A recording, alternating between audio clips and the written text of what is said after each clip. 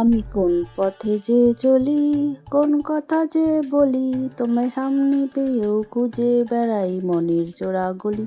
তো অনেক এদিক ওদিক পথ চলা হয়ে গেছে, এইসব পথ কোনোটাই কাজ করাবে না। তো পেয়েছি একটা মাটির হাঁড়ি, চলুন রান্নাই করি।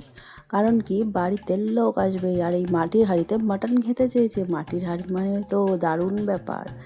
তো এখানে আদা আর রসুন আর কাঁচা লঙ্কা পেস্ট করে নেব। অতটা একসাথে পেস্ট হবে না, তাই লঙ্কা আলাদা পেস্ট করব। এদিকে মাংসর মধ্যে আমি সমস্ত আদা রসুন আর লঙ্কা বাটা দিয়ে ভালো করে মেখে নেব। মাংসটা কিন্তু সেই ছিল, একদম চর্বিযুক্ত, ঠিক যেরকম আমার আশেপাশের মানুষরা নিজেকে মনে করে, তেলে ভর্তি। আরও তেল চাই তাদের। তো যাই হোক, মাংসটাকে আমি ভালো করে মেখে নিচ্ছি। আর এখানে যে আমি মাংসটা মাখছি, তাই প্রমাণ করার জন্য যে আমি কত কাজ করি, তাই আমাকে দেখানো অবশ্যই জরুরি। এর মধ্যে দিয়ে দিলাম টক দই। টক দই ছাড়া মাংস সেদ্ধ হবে না। আর সুন্দর সুন্দর রূপবতী গুণবতী করার জন্য দিয়ে দিলাম লঙ্কার গুঁড়ো আর হলুদের গুঁড়ো। আর তার মধ্যে দিয়ে দিলাম সল্ট। সল্ট ছাড়া কোনো কিছু কিন্তু সেদ্ধ হবে না। আর দিয়ে দেবো একদম খাঁটি সর্ষের তেল। ঝাঁঝে গন্ধে পরিপূর্ণ করতে হবে। তো মাংসটাকে ভালো মতো করে চটকে চটকে মেখে দিচ্ছি, ভালো করে মেখে দিচ্ছি। অনেকে আবার বলবেন আমি গ্লাভস পরিনি কেন, আমি হাত দিয়ে মেখেছি কেন। বাবা, আপনার বাড়িতেই আপনার মায়েরা সেই ছোটোবেলার থেকে হাত দিয়ে চটকে চটকে মেখে তারপরেই আপনাকে ভাত খাওয়ায়। আর আমার হাঁড়ির ভিতরটা কালো, তা দেখে আপনারা আমাকে অপমান করতে কমেন্ট বক্সে একদমই আসবেন না। কারণ কি, আমি জিনিস অপচয় করি না। এই হাঁড়িটাতে আমি আগেও রান্না করেছি।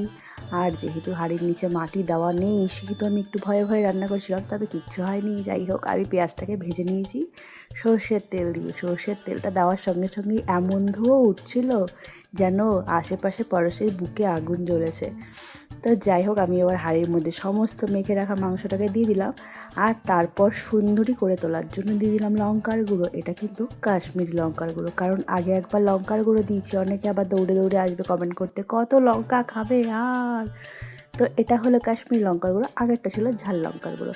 এরপরে আর কোনোই কাজ নাই, শুধুই নাড়াচাড়াই।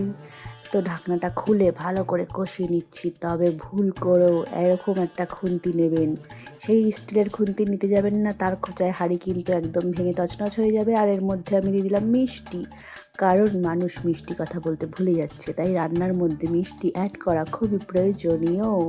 যদি আপনি ঝাল মিষ্টি ব্যালেন্স করতে চান বা নুন ব্যালেন্স করতে চান ঠিক জীবনের মতো, সেরকমই এখানে আমি মিষ্টি অ্যাড করে দিলাম।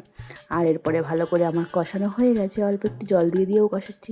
তো কষানোর পর পুরো জলটা ঢেলে দিয়েছি, অবশ্যই গরম জল হতে হবে। তার মধ্যে দিয়ে দিলাম গরম মশলা। ব্যাস, একদম তৈরি আমার গরম গরম খাসির মাংসের ঝোল। আর কালার দেখেছেন, এত সুন্দর, চর্বিগুলো একটু আলাদা হয়নি। অবশ্যই বাড়িতে এইভাবে ট্রাই করে দেখুন, মাটির হাঁড়ি গ্যাসে ফেটে যায় না। আর এই যে দুপুরের খাবার দাবার একদম রেডি হয়ে গেছে।